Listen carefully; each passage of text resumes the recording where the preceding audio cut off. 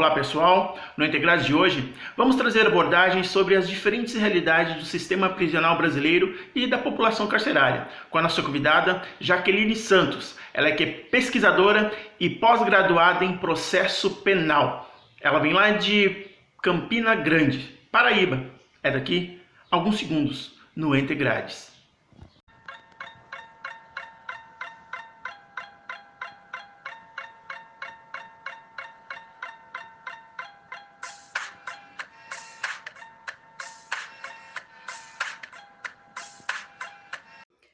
Nitidamente, o sistema prisional brasileiro é um violador de direitos do indivíduo preso e não precisa ser nenhum estudioso, nenhum pesquisador para perceber isso. O Brasil ocupa hoje o 4º lugar no ranking dos países que mais prendem no mundo, e isso não nos orgulha em nada. Saber que nós temos hoje aproximadamente 700 mil pessoas vivendo atrás das grades das penitenciárias brasileiras. E, nitidamente, claramente, o sistema prisional brasileiro é, sim, um violador de direitos do indivíduo preso.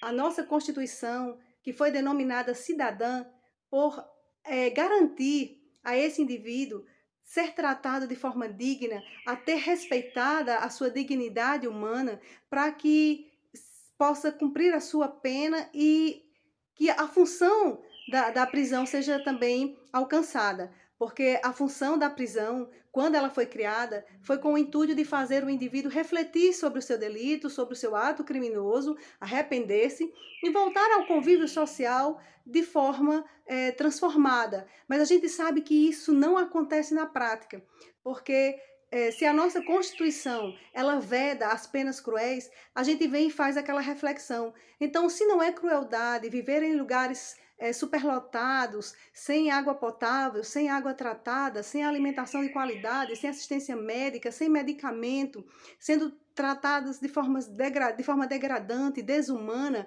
com a coisificação do indivíduo, porque é isso que a instituição faz. Assim que o indivíduo ele adentra o sistema prisional, há um trabalho para a coisificação desse indivíduo, para que ele se sinta realmente um nada, para que ele perceba que ele não é parte da sociedade. E isso só dificulta a sua reinserção harmônica à sociedade, porque a Lei de Execução Penal, no artigo 1º, ela diz que a pena deve ser cumprida de forma que faça esse indivíduo ser reinserido à sociedade de forma harmônica. E isso na prática não acontece, porque a precariedade da justiça criminal, da execução das penas é patente. E outra coisa, o STF, o Supremo Tribunal Federal, intitulou o sistema prisional brasileiro de estado de coisas inconstitucionais, porque é sabido de todos que é desumano, é cruel e não ressocializa. Então, isso está muito claro que o sistema prisional brasileiro, eu volto a dizer, é um violador dos direitos humanos do indivíduo preso. No que tange ao direito da mulher encarcerada, tudo se torna muito mais grave. Se o sistema prisional é um violador de direitos, quando a gente trata de sistema prisional feminino, isso toma uma proporção muito mais séria, muito maior. Porque a mulher, ela em si, é da sua natureza, é do gênero feminino, algumas peculiaridades, algumas particularidades que não são respeitadas dentro das unidades prisionais. A mulher, ela tem uma facilidade maior devido à sua fisiologia de desencadear doenças mentais, doenças emocionais, e ela não recebe essa assistência dentro das unidades prisionais, e quando recebe é de forma muito precária. A mulher ela precisa de assistência médica especializada, de um ginecologista, mas isso também não é oferecido a essa mulher. A mulher o ser humano, é o preso que menstrua, então ela precisa do absorvente íntimo, ela precisa de muito mais papel higiênico, ela precisa de água tratada para a sua higiene pessoal. A mulher, ela engravida, ela gera filhos e ela precisa desse pré-natal. A mulher, ela, quando acaba a gestação, quando ela dá à luz a essa criança, é da sua fisiologia o risco de que o puerpério possa alterar a fisiologia dessa mulher e ela precisa de cuidados especiais. E tudo isso não acontece na prática. A mulher ela não recebe visita dos companheiros, a mulher ela é abandonada com muito mais frequência quando cai dentro do sistema prisional. Então, é muito claro também que, de forma clara e direta, eu venho dizer que a mulher não tem os seus direitos humanos respeitados quando adentra o sistema prisional brasileiro. De forma muito clara e direta, é possível dizer que não há nenhuma política voltada para a humanização dentro do sistema prisional brasileiro.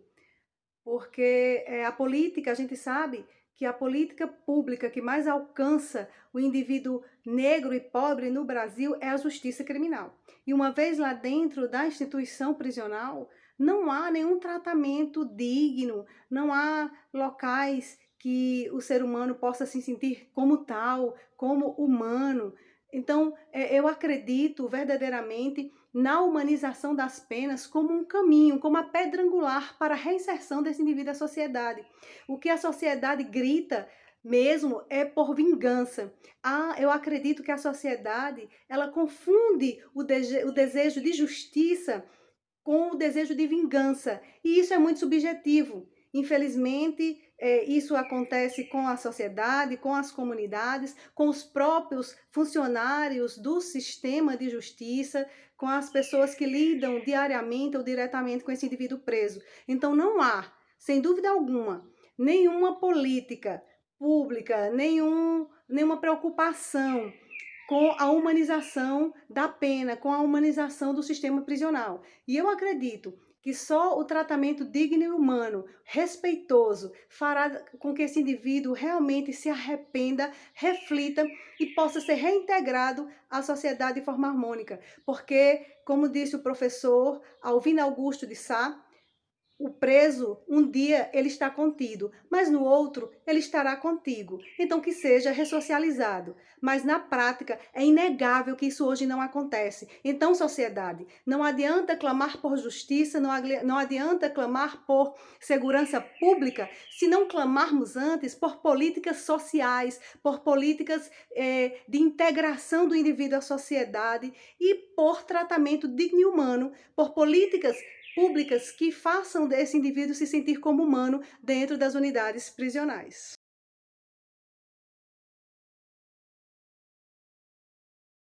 A Lei de Drogas, a Lei 11.343 de 2006, assim como todo o sistema de justiça criminal brasileiro, tem um viés racista, é produto do racismo, porque o racismo no Brasil é estrutural e, como eu falei, a política pública que mais alcança o indivíduo preto e pobre no Brasil é a justiça criminal. É só ver os dados para a gente saber, né, que a maioria dos indivíduos presos no Brasil hoje são negros, jovens com baixa escolaridade, sem emprego fixo, moradores das periferias dos grandes centros urbanos. Resumindo, são a faixa da população mais vulnerável a esse sistema de justiça, que não tem condições de pagar um advogado particular e que é facilmente pega, é facilmente presa, né? Porque não possui estrutura de organização, a verdade é essa. Tudo isso, e a maioria deles estão presos ou por crimes patrimoniais ou por conta das drogas. A lei de drogas, ela no artigo 33, ela traz, se não me engano, se não me falha a memória, são 18 verbos que tipificam esse crime como elementos do crime de tráfico de drogas, né? Então, o que facilita para que o policial, quando chega à delegacia, entregue aquele indivíduo e o tipifique como traficante, quando muitas vezes, na realidade, a gente sabe que não é isso que acontece. Muitas vezes, o desejo por ter algo dentro das comunidades desprivilegiadas, vulneráveis, são crianças, adolescentes, vivendo dentro de uma política de consumo muito grande, um capitalismo selvagem, e até para ajudar na economia familiar mesmo, essas pessoas acabam entrando, né, no submundo das drogas, do crime, do tráfico, e a política criminal do Brasil tem o racismo como base, e a lei de drogas ela deixa muito aberta essa possibilidade de encarcerar pretos, jovens, pobres, sem condição alguma de organização nem de defesa.